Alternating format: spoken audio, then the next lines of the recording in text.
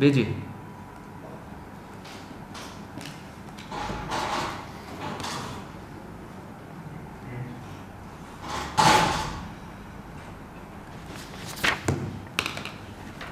आप चाहे तो मास्क हटा दीजिए, बैठिए।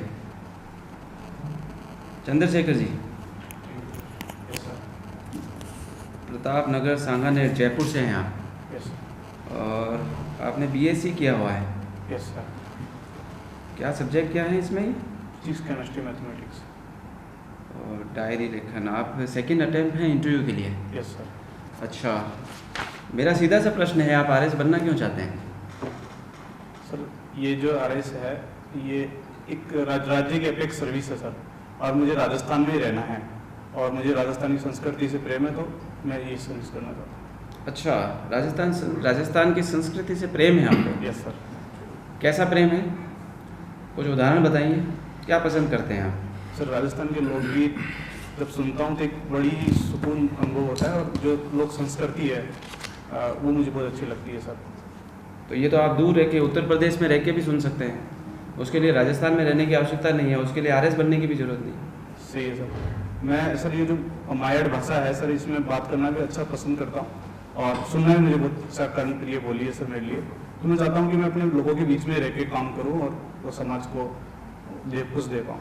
आपको ऐसा नहीं लग रहा कि ये हमारी जो भारत की एकता है और जो हम विविधता में एकता और संघवाद की बात करते हैं, उसके विरोध में आपने विचार प्रकट किए हैं? क्योंकि आप अगर जिस तरह से सोच रहे हैं कि आप राजस्थान में ही रहेंगे और यहीं सेवाएं देंगे, तो अगर सभी व्यक्ति भारतवासी यही सोचने लग गए तो हमारी विविधता में एकता नहीं रहेगी, अनेकता हो जाएगी और हम अपने क्षेत्र तक सीमित रह जाएंगे, और ये हमारी जो संघवाद की परिकल्पना है उसके विरोध में रहेगा। तो मुझे लगता है कि आपका ये विचार जो है हमारे देश की अखंडता और एकता के लिए ठीक नहीं है। सर मैंने सोचा कि मेरे को कोई सेंट्रल सर्विसेज की एग्जामिनेशन भी देना चाहिए, लेकिन दूसरे एंड पे मैंने देखा कि मुझे कहाँ अच्छा लगेगा। तो ये सर मेरा निजी विचार है, और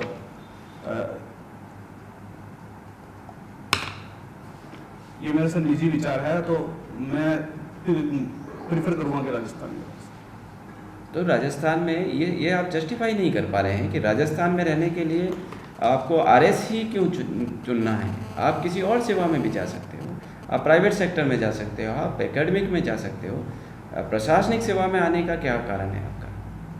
सर जो मेरा व्यक्तित्व है, मुझे लगता है सर वो व्यक्तित्व इस सर्विस के जैसा अनुरूप मैं अपने आप को पाता हूँ।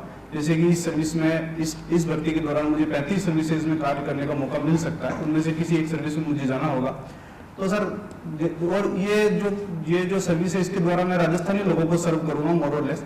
तो और सर राजस्थानी जो लैंग्वेजेस से मुझे प्रेम है, जैसे कि मैंने बताया था संस्कृति से। चलिए, आपको राजस्थानी लैंग्वेज से प्रेम है, मान लेते हैं हम। आप बताएं, आप आरएस बनेंगे तो एक एसडीएम होता है, एक एसडीओ होता है। Yes sir. क्या डिफरेंस होता है? एसडीएम और एसडीएम से प्रकार्यात्मक डिफरेंस है।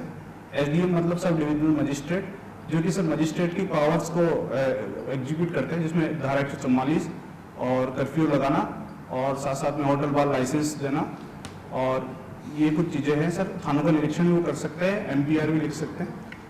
साथ साथ में सर इधर एसडीओ हैं, वो खंड के जितने भी विभाग होते हैं सर, उनमें कोऑर्डिनेशन करने का कार्य करते हैं, और एक प्रशासनिक अधिकारी के रूप में पटवारी की नियुक्ति वगैरह का कार्य भी एसडीओ करते हैं। आपने एक शब्द काम में लिया, धारा 144 और कर्फ्यू, सर इन दोनों में अंतर क्या होता है? धारा 144 के तहत सर कि 5 लोगों से अधिक लोग किसी एक विशेष स्थान पर बिना किसी विशेष अनुमति के इकट्ठे नहीं हो सकते हैं, जो कि कर्फ्यू में एक कठोरतम होता है। कर्फ्यू जो कि धारा 144 का कठोरतम रूप है, उसमें व्यक्ति बाहर ही नहीं निकल सकते हैं। उन्हें कुछ छूट जरूर दी जा सकती है किसी समय विशेष पे, कि इस समय में आप बाहर आ सकते हैं। चंद्रशेखर जी, आपने अपने अभी जो उत्तर दिए थे उसमें एक शब्द प्रयोग किया था कि आपको राजस्थानी संस्कृति से बहुत लगाव है ना? ये संस्कृति मतलब क्या होता है? संस्कृति मीन्स जो मैं समझ पाता हूँ सर, जो हमारे संस्कार हैं, जो हमारी बोली है, जो हमारे आचार विचार हैं, जो हमारा पहनावा है और जो व्यंजन वगैरह हैं, ये सब मिलके एक संस्कृति का रूप बनाते हैं। मतलब लोगों आसपास के लोगों को जोड़ने का एक सूत्र जो है वो संस्कृति। तो ये संस्कृति हर समाज में और हर समय में अलग अलग बनती रहती है या ट्रांसफ़र होती है ये एक पीढ़ी से दूसरी पीढ़ी को? यस सर, संस्कार जो होते हैं सर ट्रांसफर होते हैं, संस्कारों के माध्यम से संस्कृति जो है सर ट्रांसफर होती है, और जैसे कि समय के साथ इसमें थोड़े थोड़े बदलाव, अमूलचूल बदलाव भी आते रहते हैं सर। तो राजस्थान की जो संस्कृति है, जो भी आपने संस्कार, विचार, व्यवहार, मूल्य आदि बात करी ना, तो इसमें ऐसी कोई बात है जिसने ख़ास तौर पे किशोरियों की ज़िंदगी को प्रभावित किया है या महिलाओं की ज़िंदगी को प्रभावित किया है, और किस तरह से प्रभावित किया है? ये सर हमारी जो राजस्थान की संस्कृति जो रही है वो बेसिकली ज्योग्राफी से भी सब रिलेटेड है।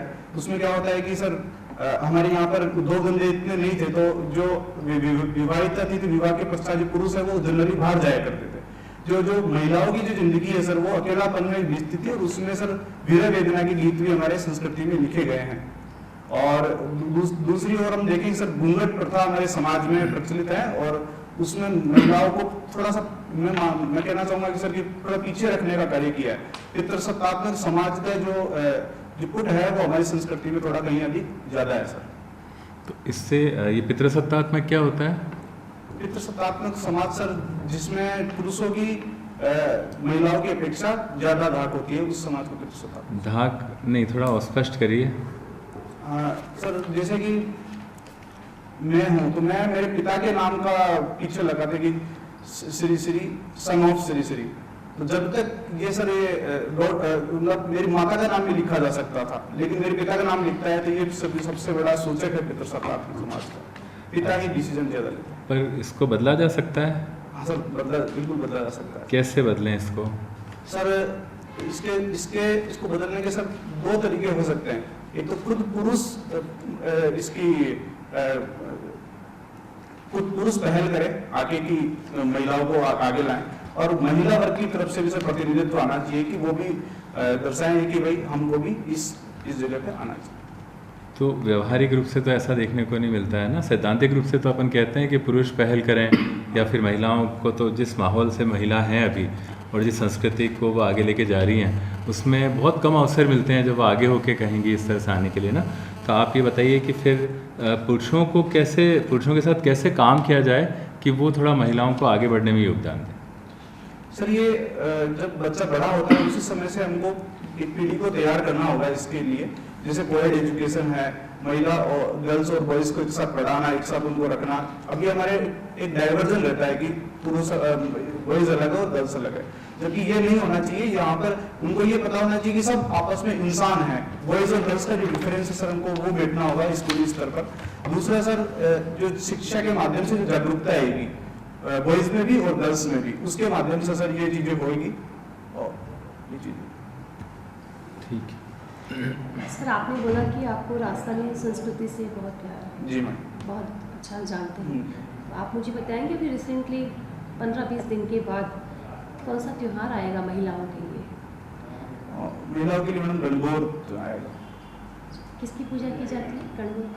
गणगौर पर शिव जी और पार्वती दोनों की पूजा की जाती है। अच्छा, उस दिन महिलाएं कुछ सर पे रख के लाती है, उसको क्या कहते हैं?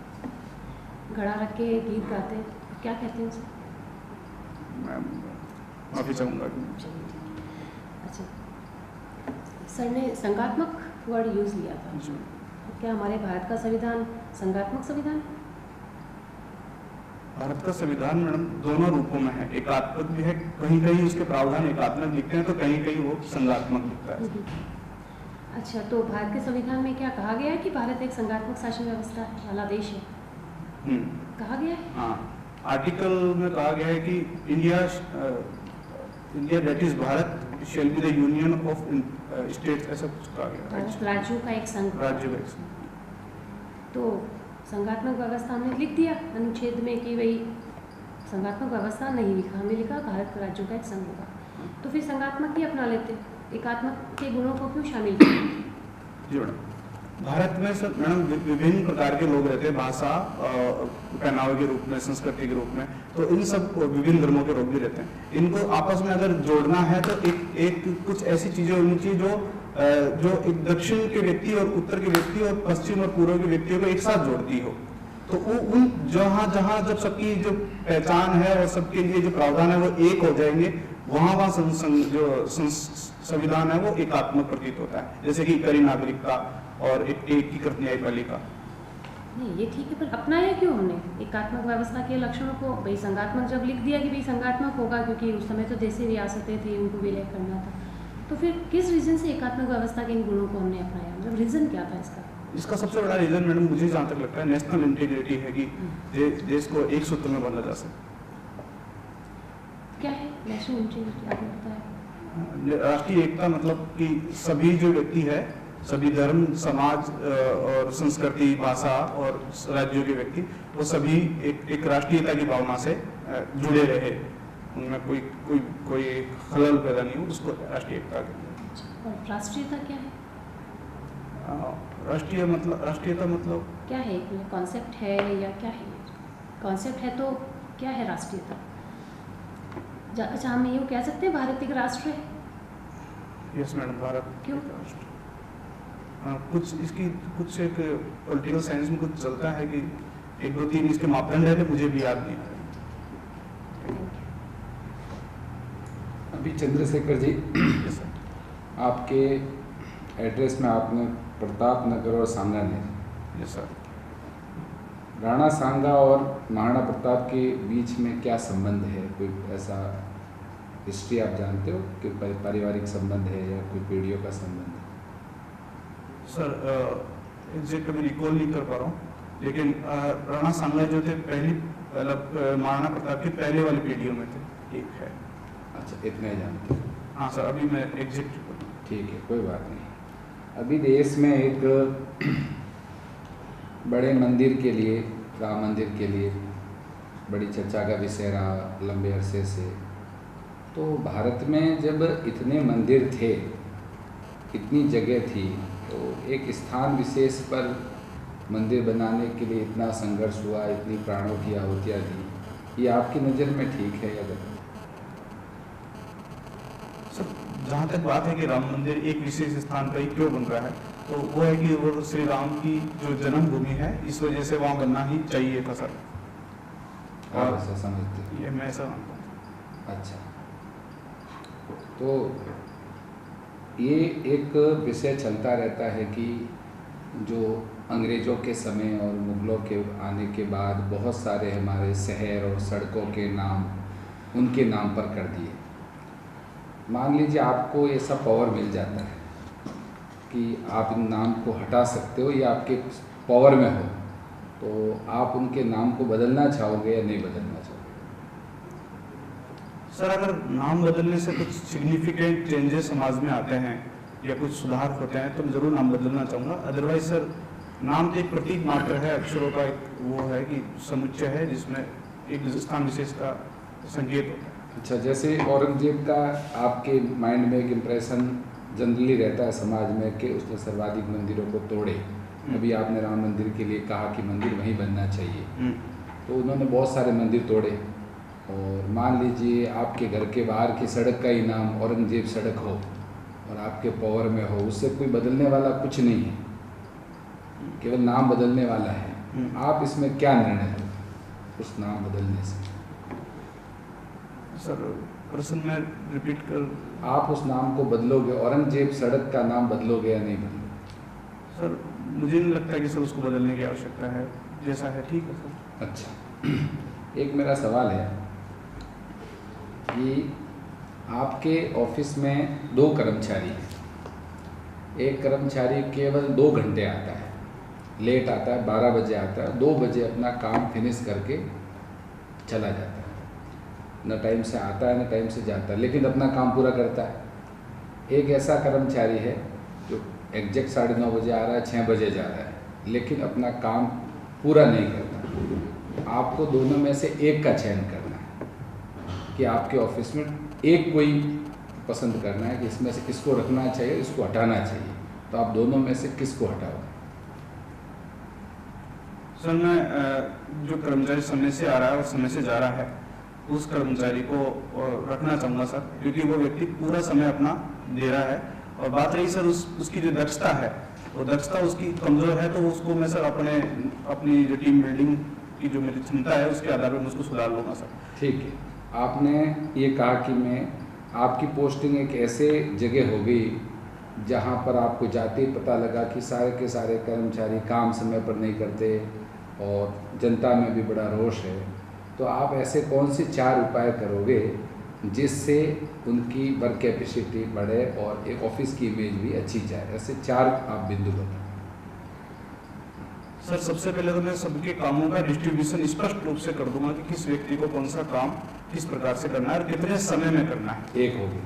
दूसरा सर मैं उनको पुरस्कार और दंड दोनों प्रकार की नीति का पालन करूंगा सर, कि जो व्यक्ति समय पर काम करके दे देगा या जनता को उपलब्ध करा देगा उसको किसी भी प्रकार का पुरस्कार को भले XY थ्योरी में जैसे भी। 2 और तीसरी बात सर मैं उनको और उनको जागरूक करूंगा, उनके अंदर ये भावना ला पाऊंगा कि भाई अपना ही कर्तव्य है और अपन को ये कार्य करना चाहिए। 3 सर अभी इतना सोचता बहुत अच्छा। चलो सर बताएंगे, एक बात इसमें मैं अभी ऐड कर देता हूँ, बाद में जब इस प्रकार का कोई प्रश्न पूछा जाता है तो सबसे पहले आपको यहीं से शुरुआत करना है कि सबसे पहले उनके समक्ष आदर्श प्रस्तुत करने के लिए मैं समय पर काम आना और मेरे को जो आवंटित काम है उसको मैं सबसे पहले, उसके बाद के 3 पॉइंट आप बताएं। ठीक है। एक प्रश्न आपका यहाँ आपके एकेडमिक रिकॉर्ड और इंटरेस्ट से जुड़ा हुआ है। आजकल मोबाइल का ज़माना है और सोशल मीडिया पे हम एक्टिव रहते हैं, लोग रेडियो को भूल चुके हैं।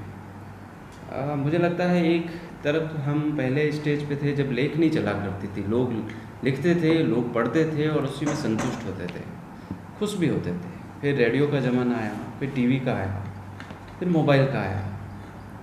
ऐसे में क्वेश्चन ये उठ के आता है कि आपके व्यक्तित्व में तीनों में से कौन सा आपको सबसे ज़्यादा पसंद होता है, लिखना, सुनना या सुनना भी और देखना भी? सर मुझे सबसे ज़्यादा पसंद लिखना है सर। लिखना है, इसीलिए आपकी हॉबी डायरी लेखन है। Yes sir. तो डायरी लेखन एक मुझे लगता है कि जब हम इतिहास पढ़ते हैं तो ऐसे बहुत सारे अनुभव मिलते हैं जहां हमें इतिहासकारों ने भी डायरी लिखी हैं और इतिहास के जो प्रसिद्ध जो व्यक्तित्व रहे हैं उन्होंने भी डायरी लेखन के माध्यम से अपना संदेश अपने परिवारजनों के और साथ में जनता को भी देने का प्रयास किया है। ऐसे कुछ उदाहरण हैं जो आप रिकॉल कर लें इस समय? सर अभी जो मैं रिकॉल कर पा रहा हूँ, भगत सिंह की डायरी है, उनकी 140 पन्ने की डायरी है। दूसरी पंडित दीनदयाल जी की डायरी है, माई पॉलिटिकल डायरी। और जय प्रकाश जी की डायरी है सर, उन्होंने जेल में रहते हुए लिखी थी। और कृष्ण बलदेव वैद्य जी की भी डायरी है सर, उन्होंने एक नौकरानी की डायरी के नाम से भी कुछ डायरी लिखी थी। तो आपके डायरी के सेगमेंट्स क्या होते हैं, क्या लिखते हैं आप डायरी में? सर जो दिन भर की आउटकम्स होते हैं, जो लर्निंग्स होती है, मैं उनको लिखना पसंद करता हूँ सर। फिर आप उनको रिकॉल कर पाते हैं?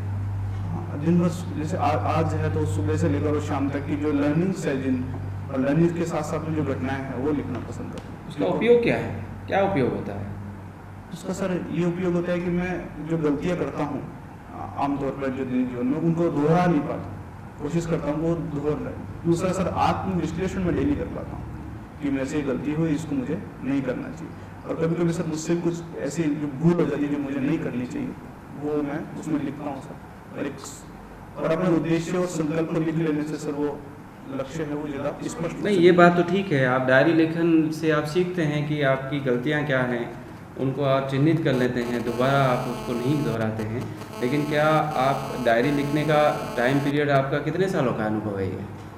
सर ये ऐसा तो सर कहना मुश्किल है, क्योंकि मैं बचपन से पापा जी के साथ दुकान पे बैठा करता था सर, तब से हिसाब लिखता रहा था। तो हिसाब के साथ साथ कब डायरी स्टार्ट हुई मुझे कन्फर्म। तो ऐसे तो हम ये कल्पना करें कि एक दिन में आपने एक गलती को भी पहचान किया और वो डायरी में आपके नोटेड हो गया, तो आज तक तो आपके पास में, आपके व्यवहार में, व्यक्तित्व में एक भी गलती नहीं होनी चाहिए।